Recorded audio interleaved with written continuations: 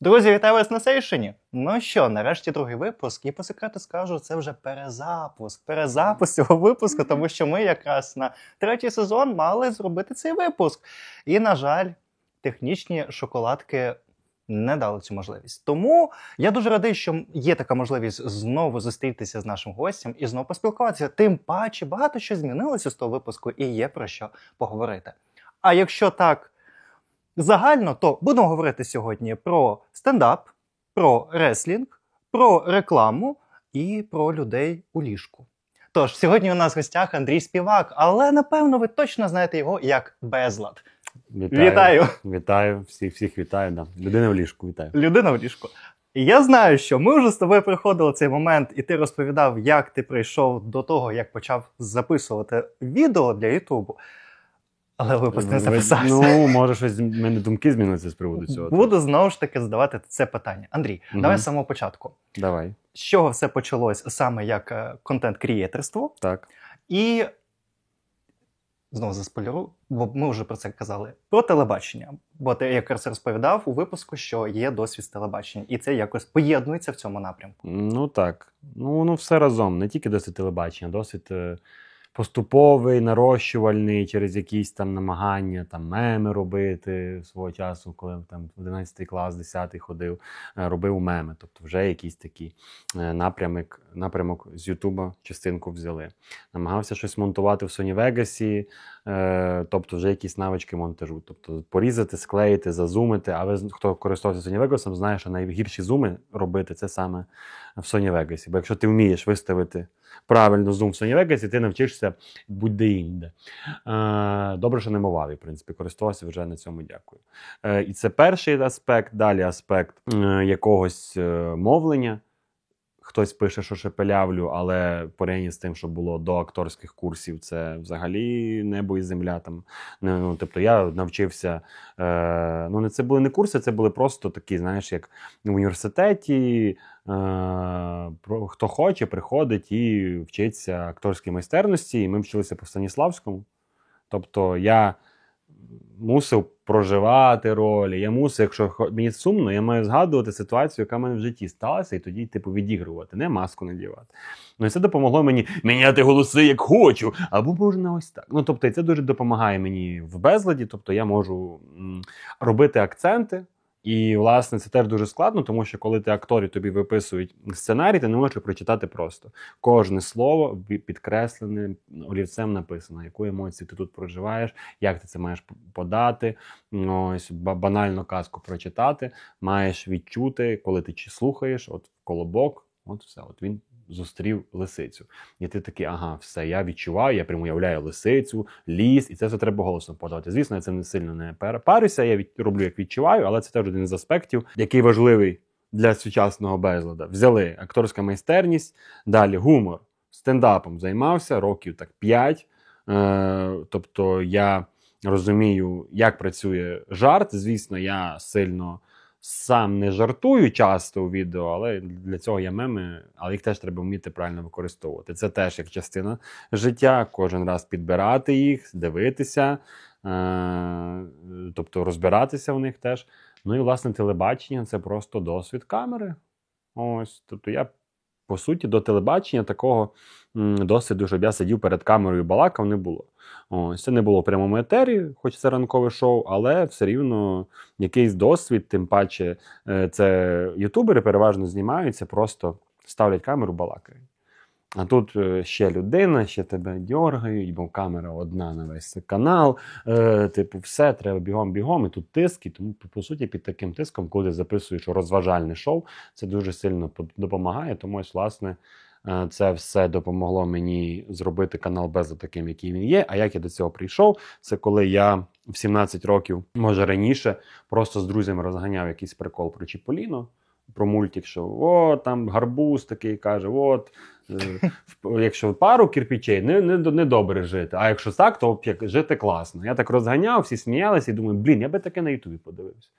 І 7 років знадобилося мені, щоб я це втілив. Тобто ідею, записуйте ваші ідеї, рано чи пізно вони вистрілять.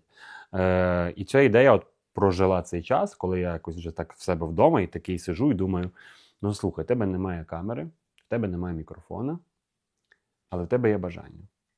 І я це зробив, запулив, вже розказував це десь історію, але може хтось не чув. Я вилажу, шукаю, як мені записувати на телефон, беру телефон, вологосерветка як поп-фільтр, я стою на табуретці, у мене антресоль, забита вся подушками і забита куртками. І я отак от записую, типу, це Чіполіно. І звук на першому відео про Чіполіно, там, де мене ще немає обличчя, краще за деякі, де воно вже є, я записував там на HyperX Quadcast або на підлічку цю боя, знаєш. У мене є мем мій улюблений. Тут запікаєте, да, якщо буде митю. Не запікуємо, але можна. Ну, типу, що зі звуком, пишуть мені в коментарях, я пишу хуйовий. Ну, типу, я знаю, що він там поганий. Я не буду перезаписувати зараз, тому що в мене там дедлайн був і все. От. А там звук, ну, ти не... Ну, звісно, якісь меломани там прослухають все, там є там оце пу-пу. Але як звук записаний на динамік внутрішній телефона, не найкращого телефона. Recfork 2, коли ще працював, була дуже хороша програма. Зараз чомусь не працює, не знаю чому. Але от якщо у вас вона працює, дуже раджу. І от ніхто не помітив різницю. Так що ви, якщо не хочете щось робити, або думаєте, що хочете, у вас не виходить, значить ви лінуєтесь. Ну, ось, тому що навіть коли вже я почав себе знімати, я себе знімав на телефон Xiaomi свого друга. Так, воно там було коряве, дивне, але це мені що завадило набрати там 300 тисяч переглядів на цьому відео в підсумку. Тому це дуже люди чомусь роблять помилку, вони купляють ось таку всю техніку, це виставляють, влазять в кредити. Про кредити ми ще поговоримо, але, власне, вони для техніки влазять в кредит. Так як я робити теж не треба. У мене до сих пір немає власної камери. Мікрофони мені всі позичили, повіддавали, в мене ні хрена свого нема. Це теж не класно, вже на 3-й рік діяльності Ютуба, тому що я такий невмілий в фінансових питаннях. Але не треба вкладатися в техніку. Не треба. Головне звук. Головне звук, а зняти це можна і на телефон. Так як люди переважно не такі, як я, а вони яблодрочери, то айфона з головою хватить. У мене більшість відео зняті на 10-й айфон. Ну, ти так бачиш, у айфона камера непогана. Але Так. слухай, виходячи з того, що ти розповідаєш, виникає така цікава теза. Зазвичай деякі колеги кажуть, що зараз велика конкуренція по креаторам, по контенту, і щоб максимально набрати якусь кількість підписників, потрібно збільшувати якість контенту. Зміна камери, зміна звуку і так далі, так далі. Але виходить з свого досвіду, що не завжди візуальна складова самого випуску може впливати на те, що він набирає. Тобто набирає його наповнення. Так.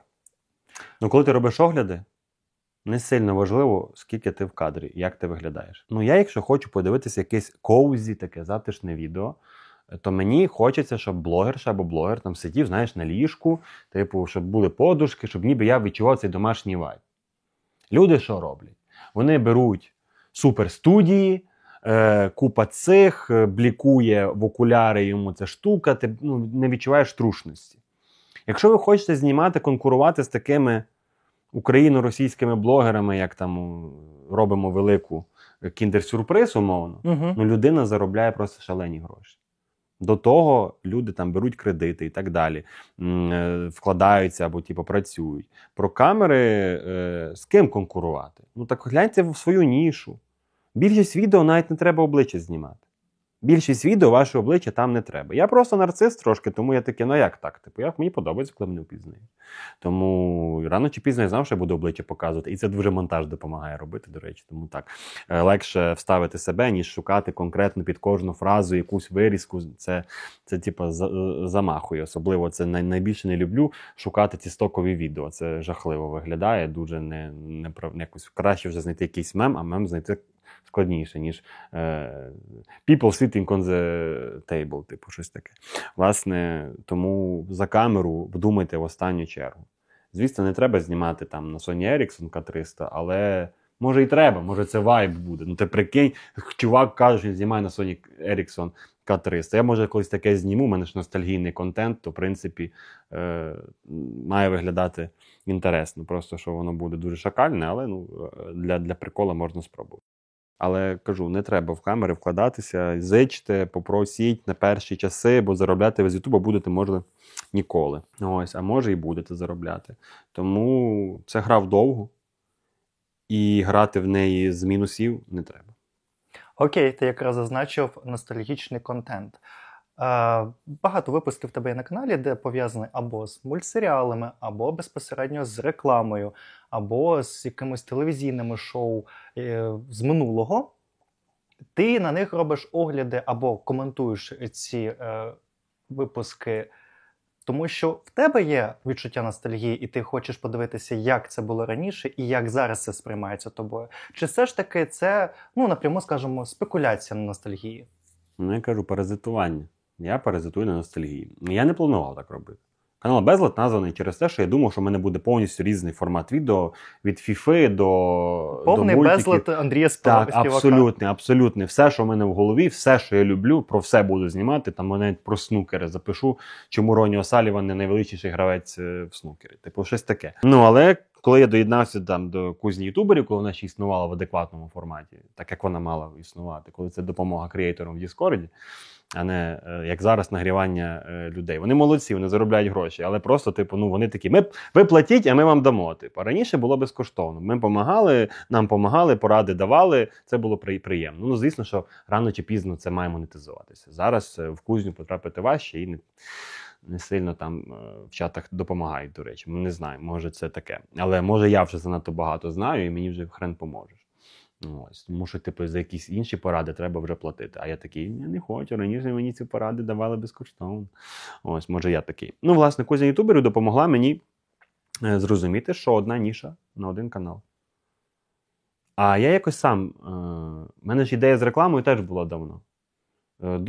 Під час ковіду я її вигадав, якраз згадуючи, що рекламу, і я вас розумію, чудово розумію. Я такий, класно. Прикинь, взяти реклами, дивитися їх і коментувати. Друг мій, засрав цю ідею. Я такий, може, добре, да. Потім побачив, що Geek Journal зняв якісь відео про рекламу, в Притули навіть є політична реклама. Я такий, а якось би треба зробити щось своє, і придумав цю ідею, що по роках. Ви такі, а яку конкретну рекламу я маю вибирати? За які роки? Як мені це компонувати в одне відео? І вирішив, клас, по рокам це, по суті, взагалі, в мене є стабільно з 2003 року до 25-го включно, можна скільки хочеш розтягувати, так як я випускаю відео, то 2025 буде знято в 2028. Так що ідеальний план наперед придумати тему відео і рекламу, це буквально відео, коли я не знаю, про що знімати. Є джерело постійно. Так, одразу, реклама можна зняти. І воно так співпало, що радянські мультфільми плюс... Просто радянські мультфільми – це не ностальгія. По-хорошому, радянські мультфільми ми не маємо за ними ностальгувати. Ми можемо ностальгувати за Врунгелем, за Островом Скарбів, можемо за Двома зайцями фільмом ностальгувати. Українською версією, власне, недавно її залили. Тобто якісь такі речі, які зроблені українцями. Ось, а за ті мультфільми, які я робив огляд, там немає ностальгії. Але ти робив якраз розбір, які були закладені сенси, маніпуляції, і які були моменти пропаганди, які були просто запаковані у формат дитячої казки. В мене половина волосся фіолетового, половина рожевого, щоб я знімав такий контент. Мені не дуже подобається робити, росіяни погані. Це було актуально в 2022-му, власне, коли я вірвався вже повністю в YouTube. І я такий, аж як мені поєднати оце, і щоб якось воно було? Я такі, мультики про війну, радянські. Можна? Можна. От Кібальчиша, от тобі мультики, матюки, люди пишуть, сміялися всім укриттям, ти мені поміг вилізти з депресії. Я тоді зрозумів, що можна, в принципі, далі робити відео. Що це, дійсно комусь потрібно. Це 1010, можливо, максимум було підписників, якщо не 5. Ось і реклама потім придумалася. Я не кажу, що це поганий контент. Я не заздрю цим людям. Вони гребуть гроші на обсиранні росіян. Це класно, це весело, але я тому і не хотів би сильно затримуватися зараз на цьому. Я би краще показував, як було прикольно, або як гра про козаків, як було погано. Тобто те, що ми робимо. У нас є власна крінжа. Так. Ось, я за це. У нас є власна крінжа, і я хотів би її оглядати. Зараз мені, типу, радянські мультики, ну, можна просто там карусель подивитися. Якось я помічав, що на цих відео я не так сильно обсираю Росію, як Радянський Союз, але і без мене зрозуміло, що це поганий режим був. Ну, типу, нащо? Просто весело інколи покекати, легше мені пишеться сценарій про це. Хейтерський сценарій пишеться в рази легше. Легше жартувати, легше накидувати, легше там зробити якихось мемів агресивно, коли ти подаєш, там можна просто «О, бляха!» Все, вже емоція, вже цікаво. Коли «Ой, таке хороше відео, так воно мені нагадує». Ну, не відчувається воно. Тому за ностальгію ти кажеш, паразитую. Так, по суті, але я не планував, а потім зрозумів, що, скоріш за все, це єдиний мій зв'язок, як я можу пов'язувати те, що мені подобається. А от огляди реклами – це більше просто як покекати, посміятися, веселий контент, чи все ж таки паралельно ти робиш зріз, як змінювався суспільний запит? Тому що реклама є відображенням суспільної якоїсь ідеї, що було прийнятно, що було неприйнятно, і як змінювалася суспільна думка в деяких моментах. Я б дуже хотів би, щоб я був би такий розумний, і одразу в мене були такі тези перед тим, як я робив ці відео. Коли робив політичну рекламу, це так. От політична реклама 10-х років, політична реклама 20-х років. І це воно. Вже було, тобто дивіться, що ми втратили. Типу, за цим скучати не треба. Коли я дивився рекламу вперше, там 2003 року, 2004-го, в мене було таке, ой, так приємно, типу, так ностальгійно. І я такий, так тут просто про те, що дивіться, які раніше, от єдине, що зріст населення, дві тези я просуваю постійно, що дивіться, сексизм повсюду, об'єктивація, жінка гола, Славутич, клас, цицьки. І друге, це те, що реклама була, окрім цих об'єктивацій, дуже-дуже креативно знята. Дуже креативно. Тобто там люди були шалені, ніхто їх не обмежував, вони вигадували все, що хочуть. Зараз мені цього не вистачає по телевізору, тому що там просто мама, син, хворий, ліки. Ліки, хворий, бабуся, ще хтось, ліки, казино. Ось, типу, це все. І на нас найкреативніше саме казино реклами, тому що у них мільярди. Я не кажу зараз про бетон, я кажу про ті, що по телевізору показують. Ось, наприклад, та реклама з чортами, наприклад, згадують. Угу. Хороша ж реклама, але що рекламують? По продакшену і по візуалу, да, вона гарно зроблена, тут так, нічого не скажеш. А рекламують, ну, розумієш, що рекламують. Тому виходить така ситуація, що зараз люди або не хочуть вкладатися в ці бюджети, чи вони перейшли на кудись інде. У мене YouTube преміум, тому я не знаю, яку показують рекламу на Ютубі. Сподіваюся, що просто нема лисих дітей, які просять гроші на лікування. Ось. Тому рекламу я перше зробив, що якраз, так ти кажеш, покекати, зробити огляд, подивитися, як це було. І я зрозумів, що це реально кладість. Дуже вдячний всім оцифровувальникам касет. Ви зробили просто неймовірну роботу, не тільки для мене. А там дуже багато коментарів під тими відео. Боже, як класно, Боже, дякую, що ти це показав. Бо ми могли реально втратити величезний пласт реклам. І це реклама, це так, по суті, як ти кажеш, це зріз суспільства, це те, в чому ми жили, це те, що тримається нас в голові. Люди досі згадують. І звірятко загортає шоколад у фольгу. Всі це згадують постійно. Я не міг це не знайти. Так само втрачений назавжди, по ходу, фрагмент, типу, люкс. Ей, малий, скажи малому. Типу, всі, я думав, що я її вигадав, але ні. Не тільки я це робив, прям люди шукали в інтернетах, форумах, я читав, немає цієї реклами.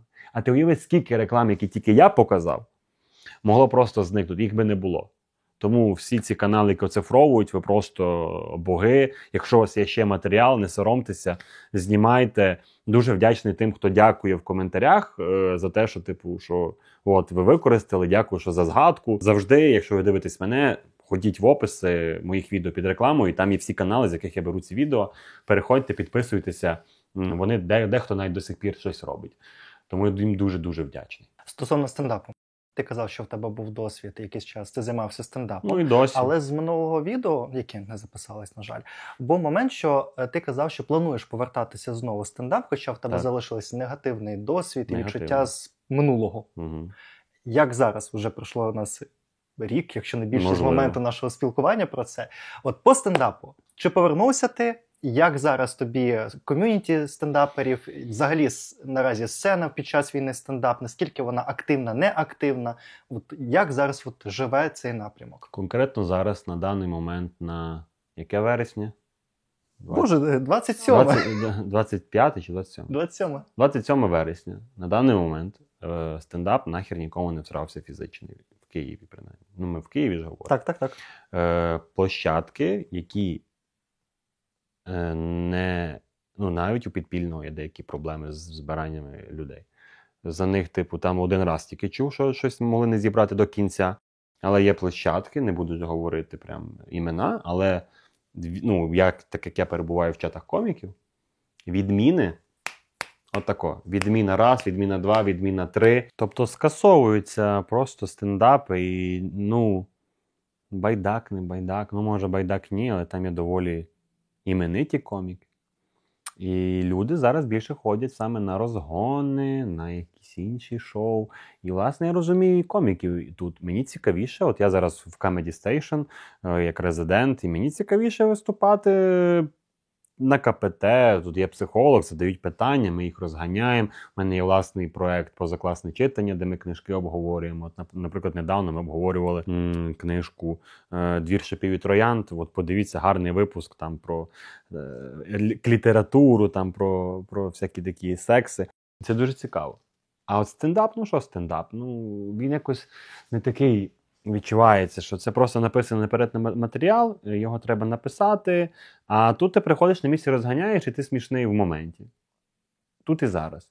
І коли ти кажеш жарт тут і зараз, він вистрілює краще, ніж той, який ти заготував наперед. Він може навіть бути сильніший, це що ти наперед заготував. Але той, що був імпровізаційно виданий, тільки тут і зараз, він рознесе смішніше. От у мене була одна зйомка на Суспільному була, от вийшло відео, я щось його не пушу, нічого, бо мені воно не цікаво. Якось або я пережив вже цей матеріал, або я не хочу себе як стендап-комік, або я не вірю, що це має сенс, бо стендап нікому не треба. Є коміки, які от поступово так заводять власні окремі канали. Стендап там дивляться. Якийсь там є пуш. Окей, добре. Но мені конкретно зараз безкоштовно стендапом займатися не цікаво. Пропонують мені гонорар, а я рахую, що мені добиратися туди і назад буде половина цього гонорара, я відмовляюсь. Ось, тому ще така історія. Тому плюс таксі. І виходить, що така історія по коміках, можливо, така, як у мене, не всі хочуть ним займатися, а глядачі не хочуть ходити. Щоб це все окупилося. А якщо це зйомка, то так взагалі. Коміки скидаються грошима, щоб їх зняли. Не відбивають їх з квитків. А коміки скидаються, щоб їх зняли. Може, в більших компаніях з бронюваннями там трошки по-інше, але, власне, у нас така історія. І, типу, в наших там конкурентів так само. Не завжди вони все збирають, навіть є відміни і там. Тому система от зі стендапом, якщо говорити конкретно про мене, я, певно, почну ним займатися, коли захочу написати сольний стендап. От тоді я буду ходити на безкоштовні ці відкриті мікрофони, перевірки матеріалу, доєднуватися до чатів, щоб набити новий матеріал, перевірити, тому що це сольний стендап. Відпрацювати його. Так, це сольний стендап. Я знаю, що на мене можуть навіть прийти, тому що я безлад, всіх там замахати, що от, прийдіть до мене, це ж мої сольні стендап. Бо, типу, навіть приходять, коли я просто своїх друзів кажу, приходьте, в мене там буде стендап, ну, от вони приходять підтримати. Тут прям, ну, от, що безлад і якось воно поєднати. Бо я зрозумів, що загалом, якщо ми беремо різні світи, безлада і Андрія Співака, людям Андрій Співак не сильно, типу, популярний, насправді. Ось. Безлад, типу, 100 тисяч людей, умов. Андрій Співак 2-3. Ось, отак. Тому нема такого, що я можу закинути просто афішу, і з мене всі перелетять, до мене прийдуть. Ні.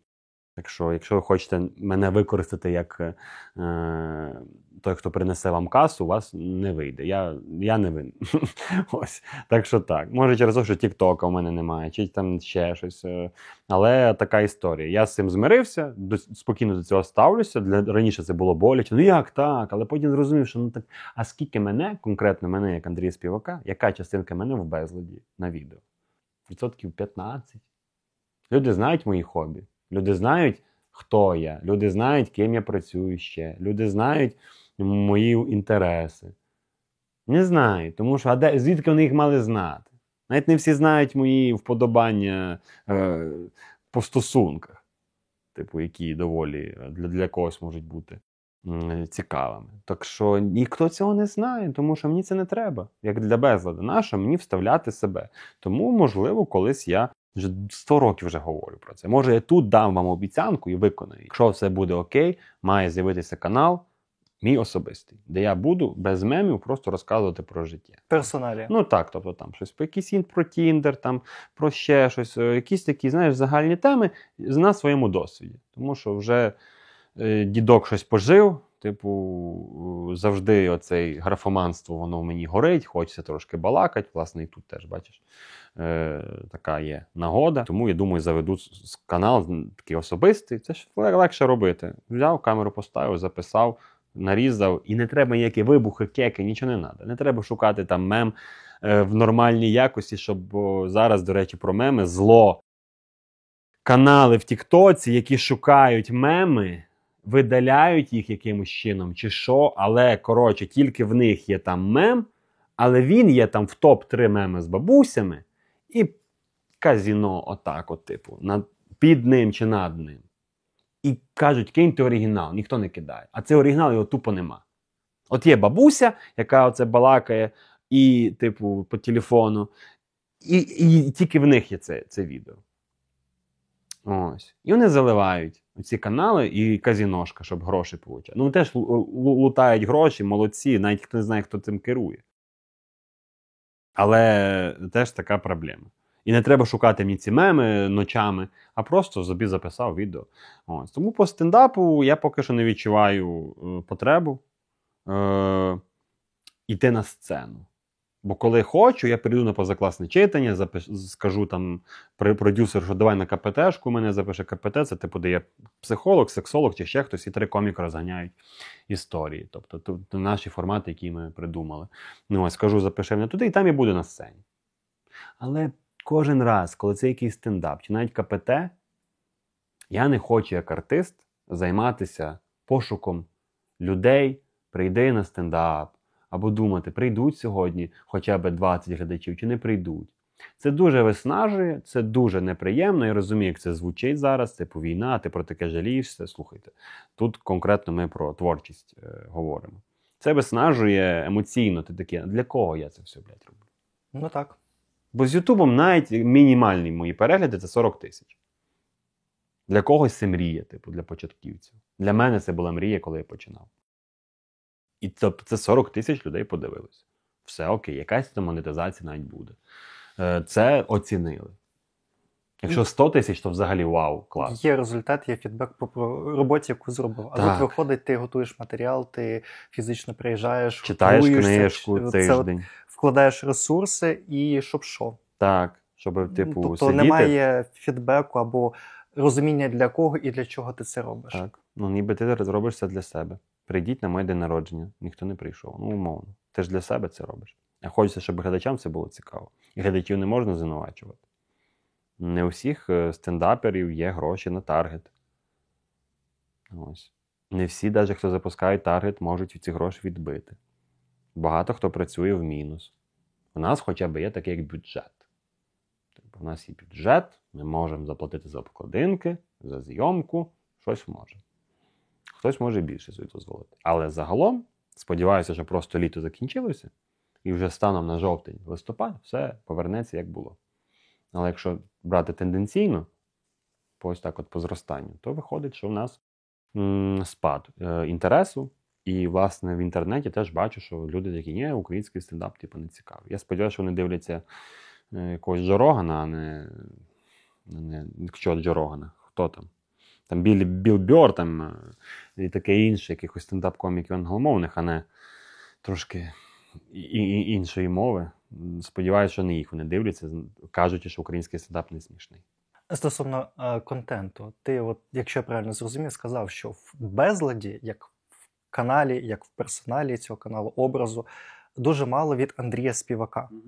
Це сформований образ, як якісь психотипи або збірний образ, який ти створив? Чи канал Безлад – це більше про контент, ніж про персоналію, тому там і фактично і немає нічого там особистого?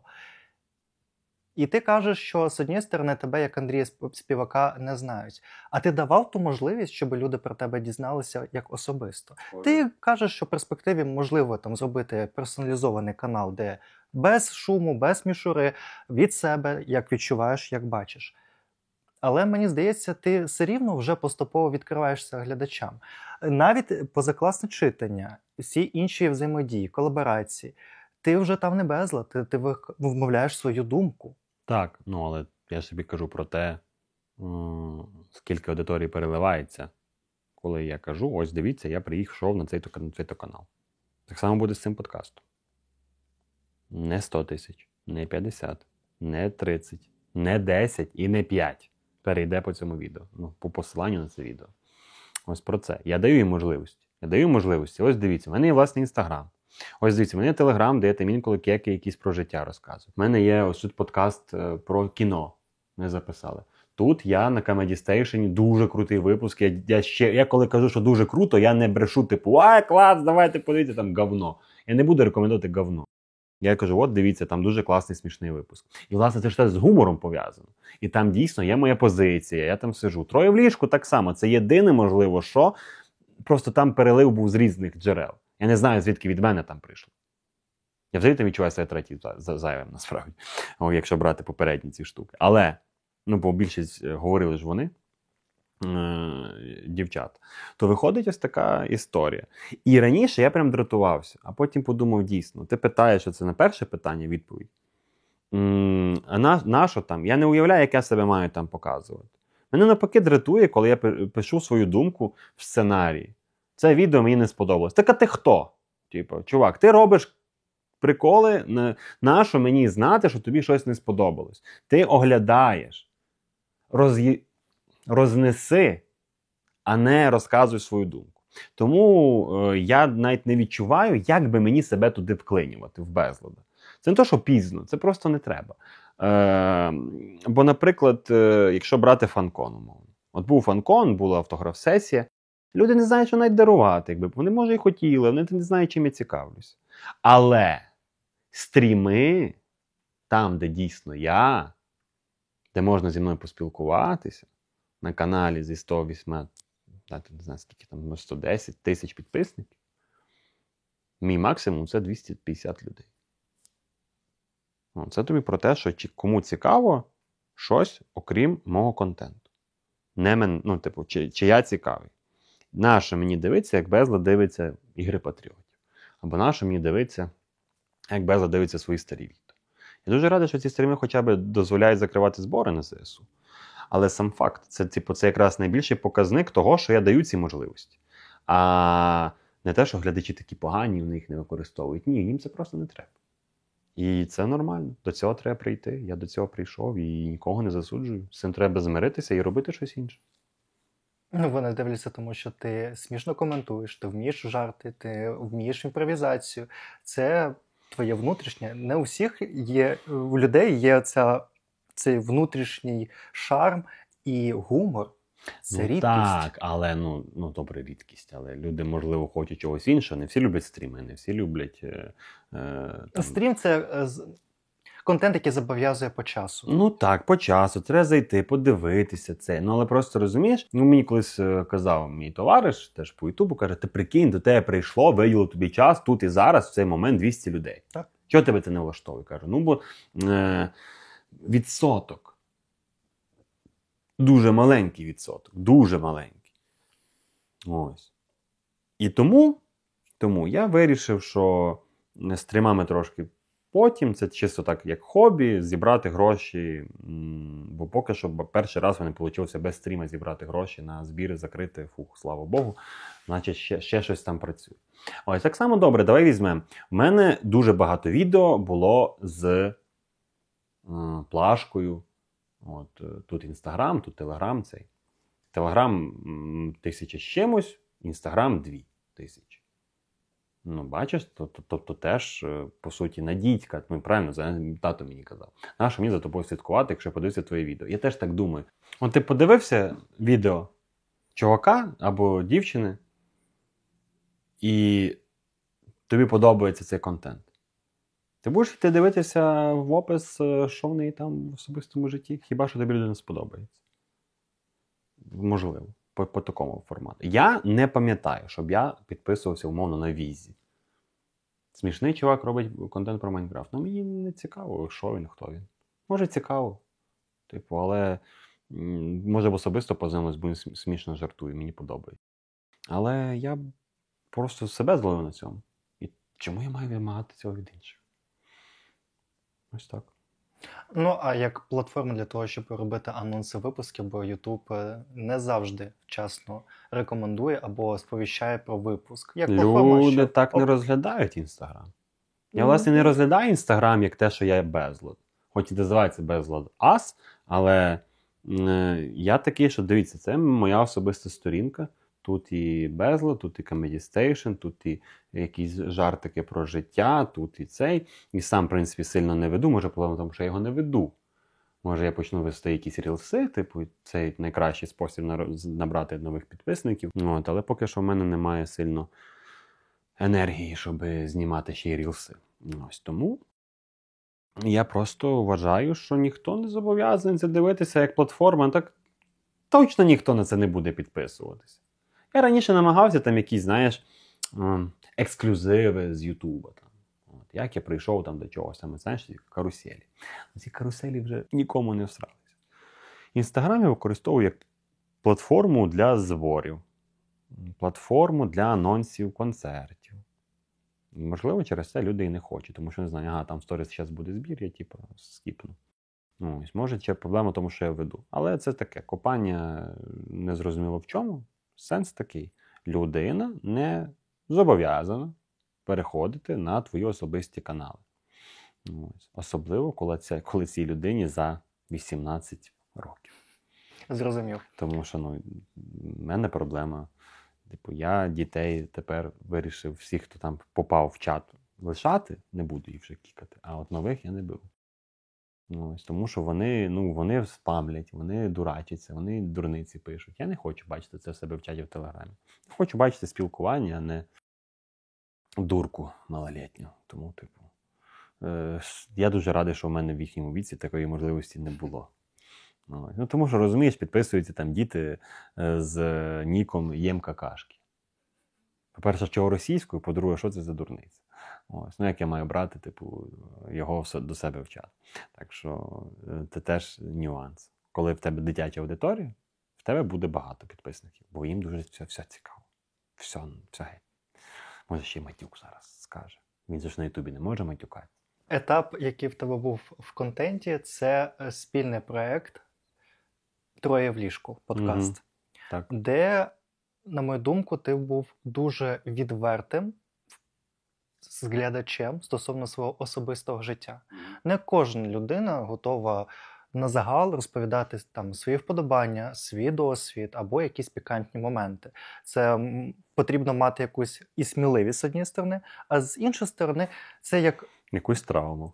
Видавати на загальний суд своє особисте, щоб всі це перемалювали як кісточки. Мало хто перемалював. Насправді, так, воно негатив мало свій. Хтось сприймав подані там речі негативно, неправильно. Хтось сприймався на особистий рахунок. Багато в мене було сварок через речі, які я там описав. Батьки, тато принаймні, він не тямить взагалі на що таке розказує. Дядько, який дивиться все, що я записую, каже, він такі там речі обговорює. Але принаймні, бачиш, бабусі не розказують, що я поліамор. Може, навіть пояснила, вона така, не цікаво. Тому сміливість так, але зараз я загалом такий, що чим ти тихіше їдеш, далі будеш. Я би зараз неумовно сиділи би тут Єфросініна, я би про особисте життя не розказував. Тобто, хотіли б вони мене там нагріти на поліаморі, у них би не вийшло. Я би нічого не розказав. Тому що, дивись, той, хто вже в цьому знає так все про це, той, хто адекватно ставиться, хай би, це не моє, але вони окей. Я їм тільки просто, що мені їх на свою сторону переманювати. А той, хто негативно ставиться, той ніколи не пойме. Ніколи. Тому мені, в принципі, нема про що говорити. Кожен раз, коли я про щось таке говорю, я завжди чую, переростеш. То нащо мені, якщо людина вже має свою думку, нащо мені її переконувати? Мені це дуже нецікаво.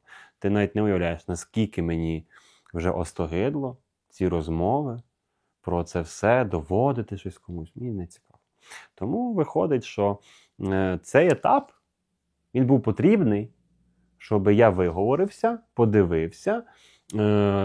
Найкраща сторона цього подкасту, що є підлітки, які дізнаються, що сексом треба займатися захищаючись, що там деякі речі це окей, якісь вподобання це окей. Ми ж не робимо, принаймні, не робили, я тут вже не учасник. Ми не робили ж так, що діти, беремо пльотки і б'ємо одне одного, БДСМ, це слей, все. Ні, ми пояснюємо, дивіться, є така сторона, є така сторона. Вам не хочеться сексу, ви теж окей, ви теж люди. Є асексуали, є поліамори, є моногами.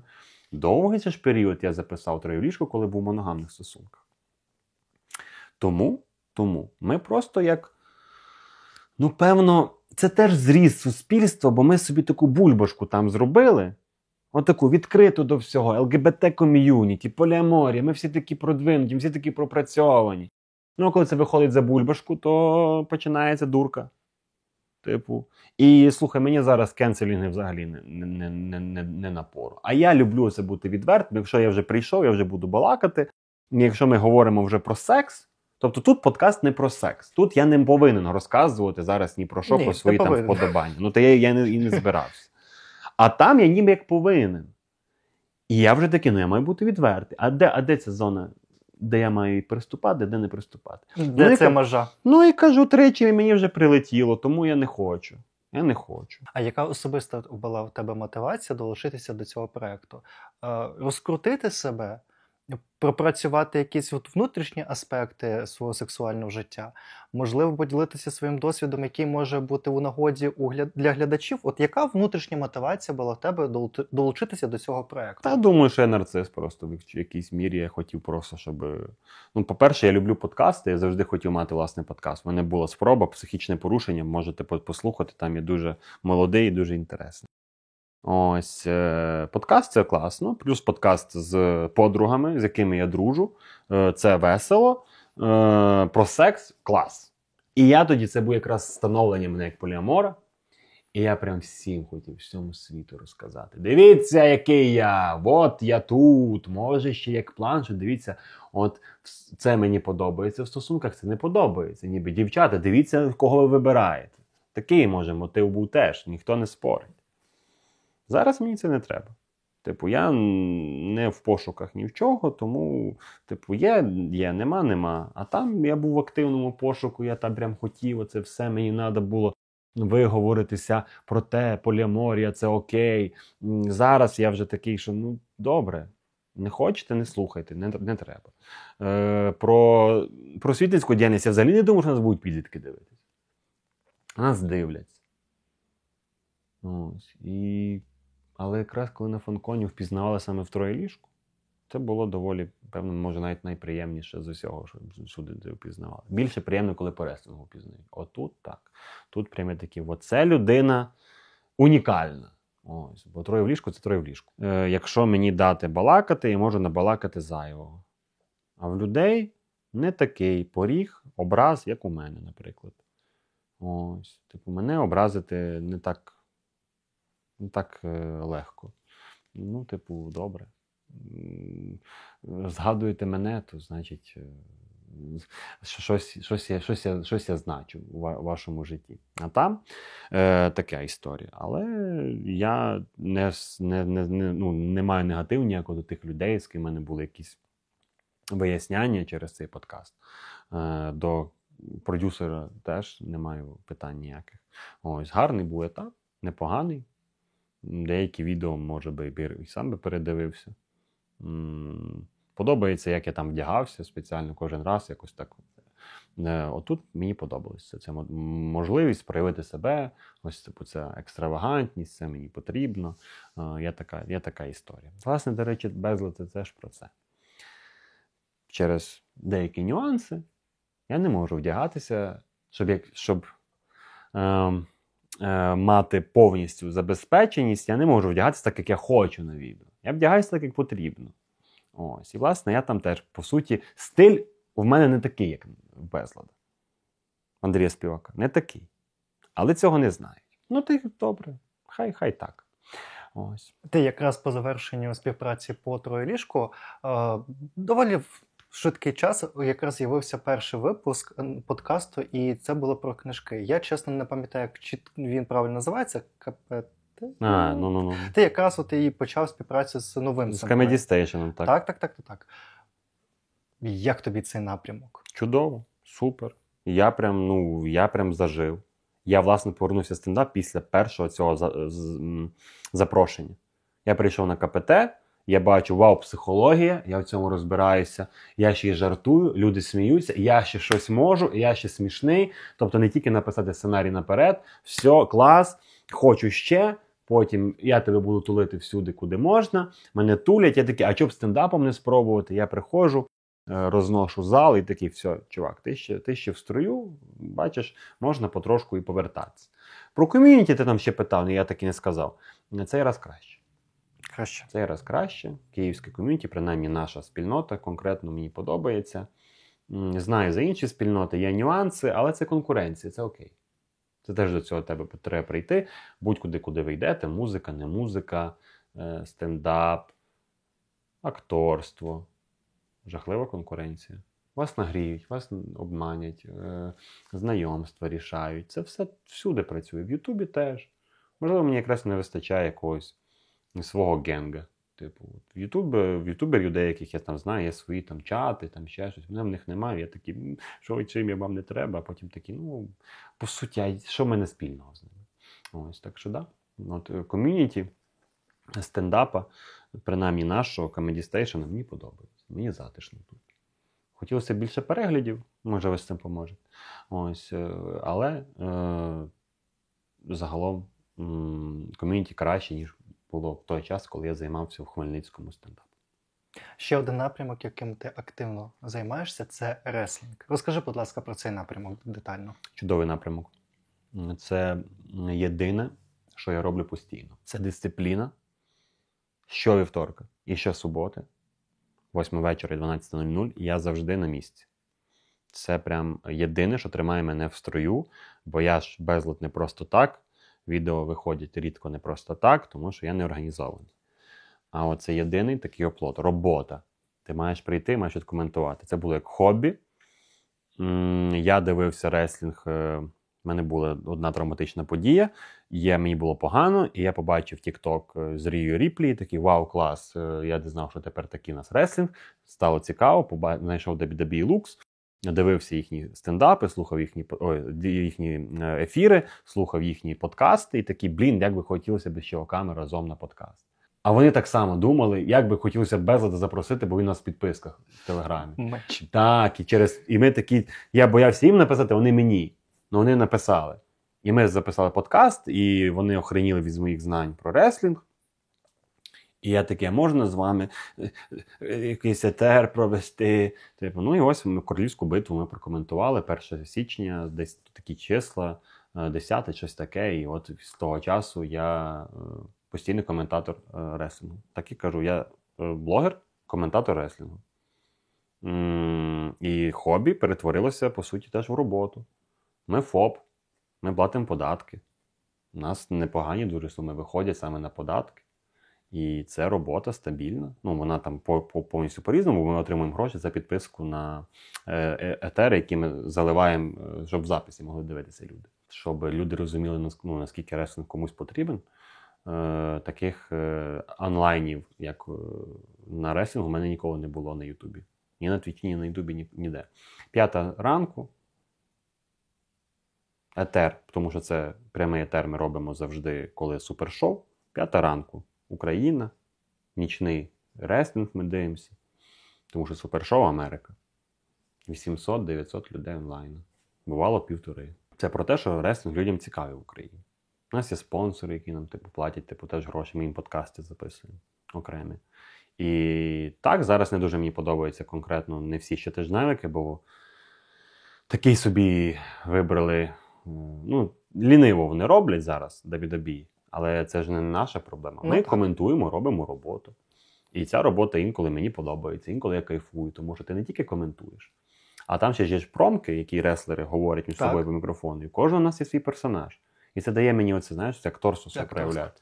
В мене є різні голоси. В мене, є мій персонаж, я там роблю ось так, або там, от Халка Хогана, в мене є там, І я так само роблю голоси. Ми і старий реслінг коментуємо. 98-й рік ми зараз щотижневики прям робимо. І там я теж різні голоса зворю. І розумію, що я, по суті, міг би навіть фільми зараз озвучувати. Мені би дикцію пофіксити, тому що вона мені просто... І так людям норм, то і мені має бути норм. Я знаю ці свої шепеляві звуки, мене це сильно зараз не обходить. Просто, якщо ми вже робимо на Мегого, то чи ще кудись, то треба вже буде пофіксити. Це не проблема, це робиться за 2 місяці. Також стосовно реслінгу, це ж на Фанконі. Так. Була реслінг-сцена. Так. І якщо не помиляюся, ти також був коментатором. Мав бути. Не знаю, що вони собі планують. Ми з ними співпрацюємо, але шоу, яке вони мали проводити, вони не провели. Можливо, у них якісь затримки, можливо, по фінансам не справились. Бо привести Вельветіна Дріма – це колишній реслер з WWE, якщо що. От. Просто там був скандал один, і через це його в Америці закенсили. Причому в суді вияснили, що це все неправда, але репутація працює таким чином. Ось. То я з ними зараз не пересікався. Але наживо це було круто дуже подивитися. Також продовжуючи саме Фанкон і YouTube-сектор, просто я пам'ятаю, що у вас мала бути ця подія. Я більше на YouTube-секторі і такий, напевно, безлад на мене місце, він на реслінгі коментує. То таке діло. В тебе був на YouTube-секторі авторов-сесія. Так. Також в тебе була участь на сцені питання-відповіді. Так. Як взагалі тобі це дійство? Я розумію, що з кожного року воно трошки змінюється, але от... Я ж не був поза того року. Я не маю з чим порівняти, Богдан. Ти був анонсований, але фізично не було. Так, не міг, я захворів, так. Окей, в тебе якраз перший досвід вийшло так. Як тобі це дійство? Тому що нам цікаво, як мені, як частина організаторів, як сприймається цей сектор безпосередньо креаторами. От ви прийшли на локацію і ви дивитесь на це, там, щоб що, для чого це? Не треба питати як креаторам, треба питати як обичним людям. Треба сприймати це так, тому що ви робите це не для нас. Це частково і для вас. Креаторам я скажу так. Я вважаю, що краще ніякого фуршета, аніж сухарики і чіпси. Це не повага. Це це фу. Це фу. Зрозумів. Я не те, що зажрався. Я просто розумію, що слухай, я був в різних амплуа. І такого я не бачив. Ось, тобто на день народження в садику в мене було крутіший фуршет. Ось, це просто таке, як креатор. Ось. Інше, організація не сподобалась тільки по іграм, тому що там же ж мало бути, що ми маємо грати ютубери з підписниками, а просто якісь жмихарі сиділи і грали годинами в той Mortal Kombat. А якщо брати отак по глядачах, вони не розуміють, що робити. Автограф-сесія зрозуміло, черга до блогера. Сцена, цікаво. Добре, я прийду, я знаю, хто мені там цікавий, подивлюся. Настолки, просто столи сидять і люди просто сиділи на стільцях, тому що вони втомилися ходити.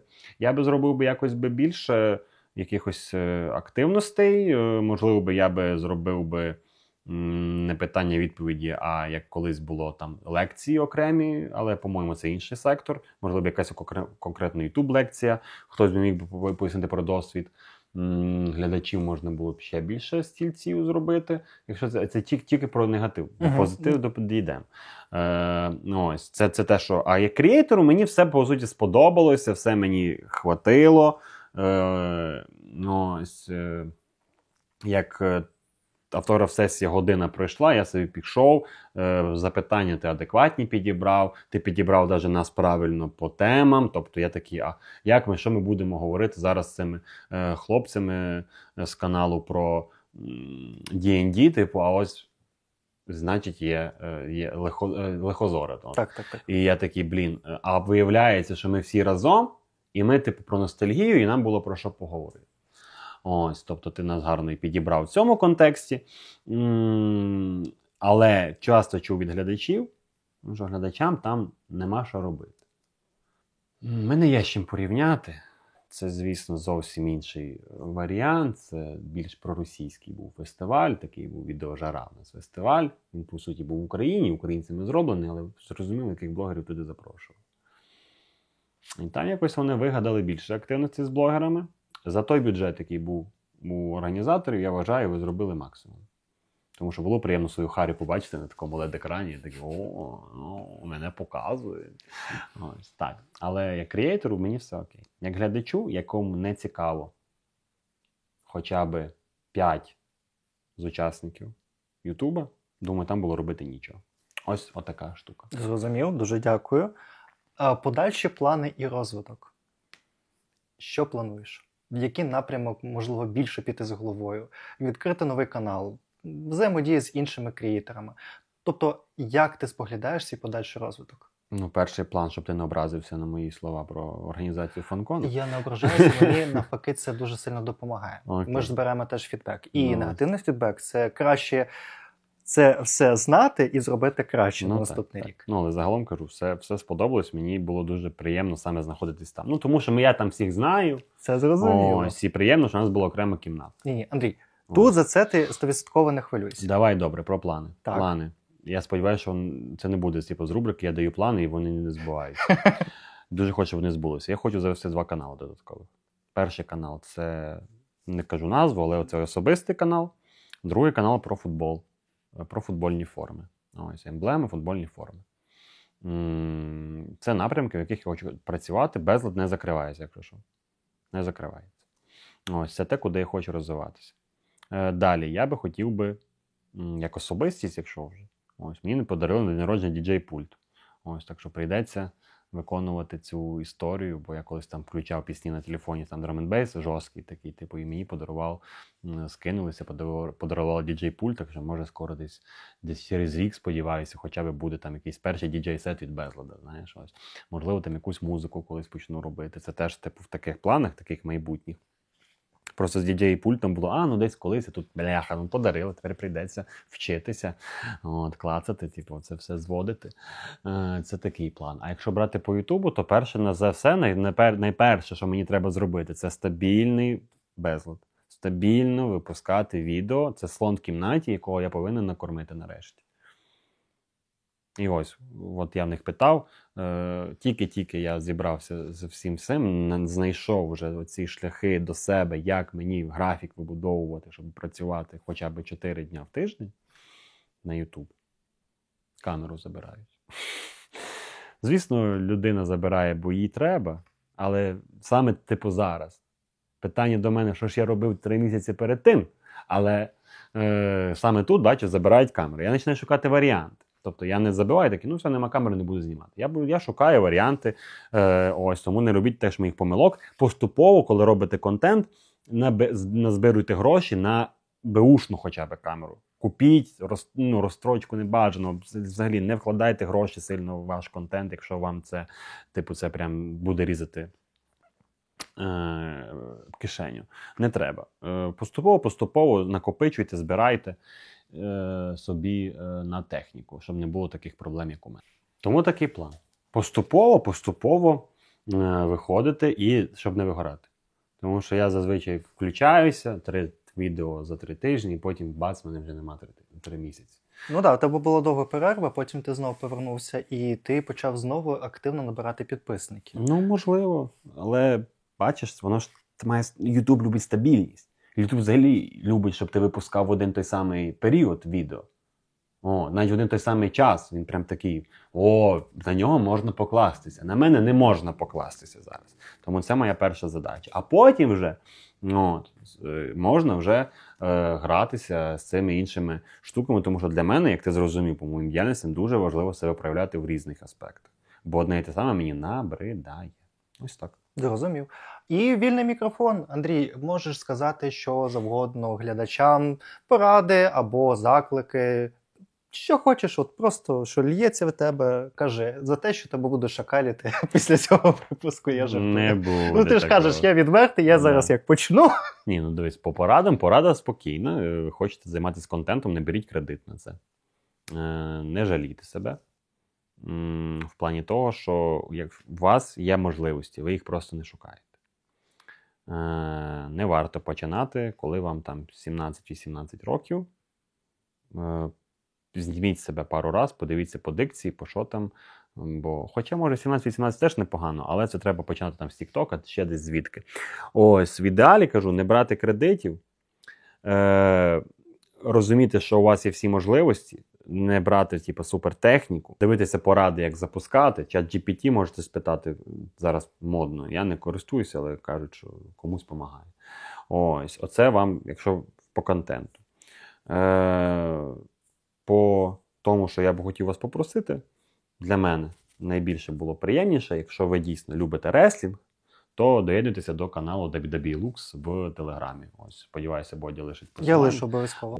Власне, WWE Lux – це просто діяльність, яка мені подобається. Я думаю, що ви вкусите знову це життя і вам сподобається. Ось тому чекаю вас на нашому каналі, на наших етерах і, можливо, потім ще там на підписках. Ось. Дякую. Супер. І, як завжди, традиційно на каналі подаруночок. Подарунки, бачите, я двічі прийшов, і в мене двічі подарунки. Вони не знають, який був перший, тому це таке діло. А якщо не запишеться, то ще будуть подарунки. Слухай, це вже схема. Так. Дивіться. Глядачі, зазвичай я вибираю подарунки, і вони не завжди чудові. Знаєте, в чому є момент? Люди, з ким я вже давно знайомий, я просто кажу: Андрій, що ти хочеш? Я хочу пазли. Вибирай. І хочу отаке. І він мені це подарував. Тому ще Darius.com.ua, так же називається? Так. Darius.com.ua, оце все можна взяти. Ціни, як казали в рекламі Євросеть, просто заєбісь. Все. До побачення. Друзі, ще раз вам нагадую, що в описі буде посилання на всі проекти Андрія. Долучайтеся, ознайомтеся з новими, можливо, напрямками, про які ви не знали і ще не слідкували. Обов'язково залишайте ваш коментар, що, можливо, ми не встигли запитати у Андрія, і про що було б цікаво дізнатися безпосередньо. Можливо, в якомусь наступному випуску, або просто Андрій надасть відповідь в коментарі. Дякую, що ви були з нами. Дякую Андрію, що долучився і розповів про свій особистий досвід на Ютубі та свій шлях. А ми з вами не прощаємося і зустрінемося у наступному випуску. Па-па!